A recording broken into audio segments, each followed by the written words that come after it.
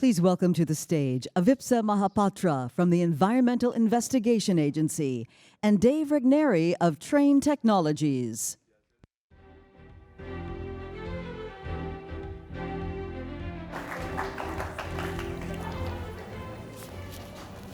Good morning, everybody.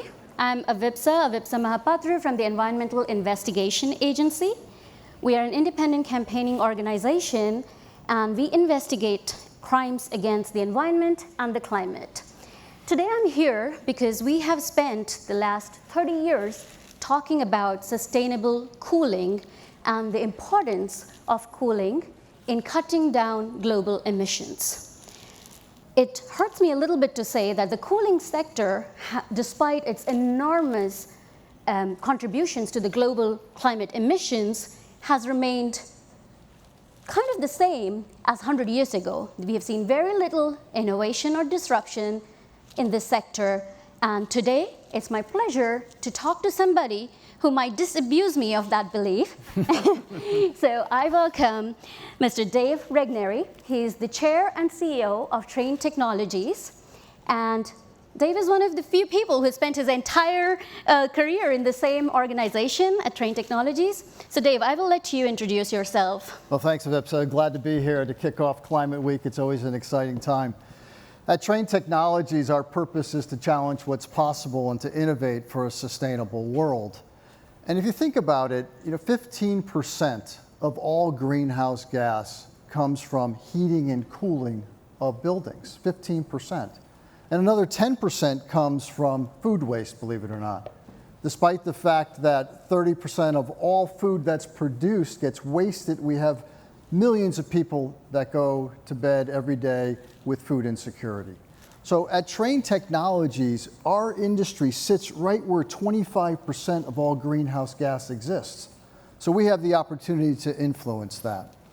We set a record in 2023. It's a record that none of us should be very proud of.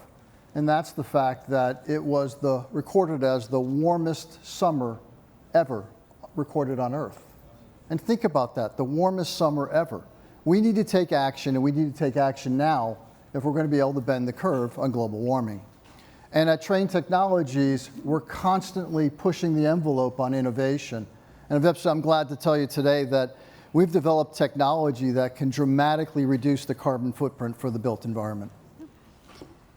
Well, Dave, I must say that everybody talks about climate ambition, but still today we are in a world where we are absolutely not on a path to remaining under 1.5 degrees Celsius. And so my question to you is, do you really walk the talk? How do you invest money in climate ambition? Yeah, constantly investing in it. Let me give you an example. It's probably easiest to explain what we've been able to do with our products. And we developed what we call a thermal management system.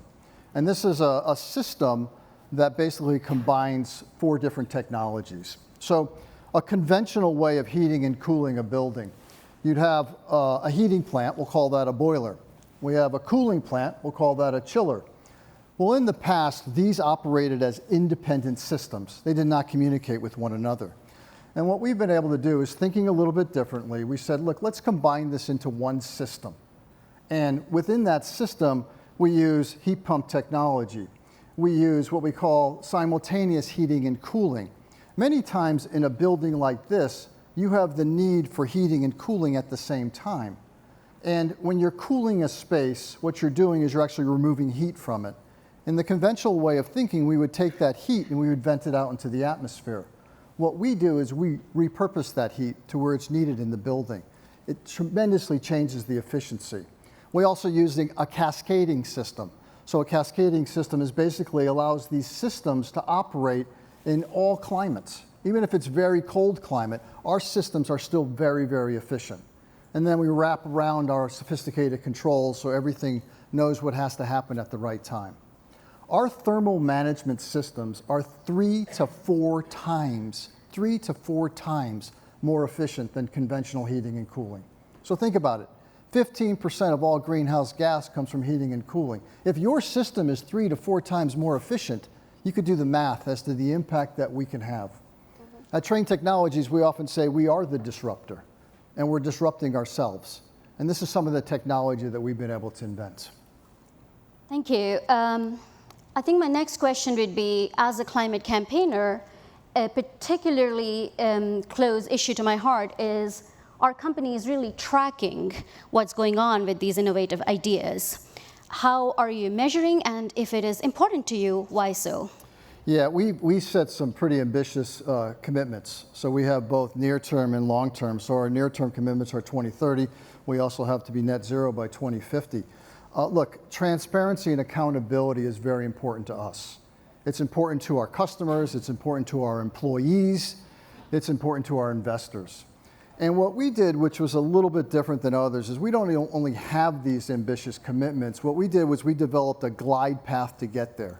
So every year, we know what we have to achieve to ensure that the end target is still in sight. And we did one step further. We actually tied the top 2,500 leaders of our company to making sure we hit these goals. So transparency is very important. It motivates our employees. It allows us to understand where we have opportunities. And by the way, sometimes when you set these goals, not everything goes as planned. But if you could identify where the problem is, companies like Trane Technologies, we go solve those problems to ensure that we can hit the target that we've set for ourselves. Thank you. At EIA, we've worked on global policies to decarbonize the heating and cooling sector for more than 2 decades now. And one of the things that we saw earlier this year by investigating how have companies met their targets before is that we realized there are 3 pillars that are absolutely critical for real progress and that are missing. One is transparency that you mentioned, one is measurability that you mentioned, and the third one is ambition, which you also mentioned. So I'm very excited. I hit them all, I guess. So I'm very excited to hear that, and I don't say that often, believe me. With that, I guess my question to you would be, this is a very important year for climate action. What would you say to other CEOs or companies who are still considering science-based targets, since I heard you mention that before, or who are committing to science-based targets that they can do this year? Yeah, well, first of all, get started. Second of all, get your targets validated by a third-party set of scientists. It's very important to make sure that they're validated by Science Based Target Initiative. The second thing is make sure that you have a glide path. I mean, at the end of the day, some of our commitments are long-term, 2030, 2050. And statistically, a lot of sitting CEOs will not be the CEO in 2050. So you need to make sure that you have a target so that you can actually see the progress that you're making and be transparent and communicate that progress to your teams, to your investors, to your customers. Look, I would also tell you that it's very, very important to make sure that you get everyone's commitment as to what you're trying to do. It's not just a fancy PowerPoint. It has to be real, and it has to be what's driving your strategy. And at Trane Technologies, it drives our strategy. And the last thing I would say is it's very important that we all communicate and cooperate with one another.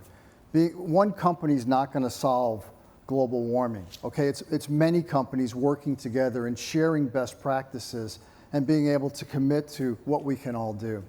At Trane Technologies, 4 years ago, we had this crazy idea. We said, look, because we can control because we can influence 25% of all greenhouse gas, we thought that one company could influence our industry, and that industry could have an impact on the world.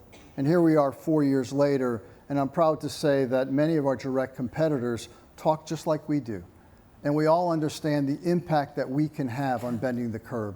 So if you're a CEO out there and you're looking to get started, make sure it's not just a fancy PowerPoint that sounds good. Make sure there's real commitments behind it, and engage your workforce to make sure that they can help you on your journey. So go beyond words and actually walk the talk. Well, Dave, it has been a pleasure to talk to you. And one of the things I would say, taking from what you just said, is that smart companies see the writing on the wall. Pre-Kigali Amendment to the Montreal Protocol, we saw some resistance across the world to thinking about climate-friendly cooling. And it's really exciting now to hear that there is real momentum, not just in your company, but also with your competitors, to move towards a truly climate-friendly, sustainable, equitable cooling future. So thank you very much. It's my pleasure. Well, thank you very much for having me. Thanks for being a great audience. And look, we have to take action now if we're going to bend the curve on global warming. We don't need to set more records as far as how hot the world is becoming. And you all see it with the extreme weather events that are occurring.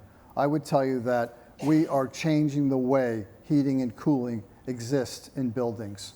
And the new way is so much more efficient than the old.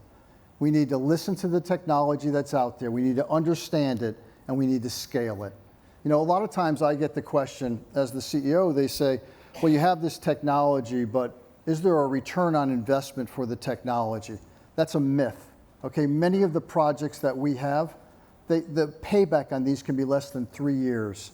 So if you're thinking of upgrading your building, if you want to be on the road to a net zero building, please, let's look at the HVAC systems. It's 15% of the greenhouse gas in the world, and there's a way to change the game, and we're disrupting ourselves as Trane Technologies. Thank you. And this year we have, as every year, the annual conference of parties of the UNFCCC, the UN Convention on Climate Change. And in fact, the climate annual conference this year is going, which is called the COP, is being called a cooling COP because there's going to be so much attention on cooling.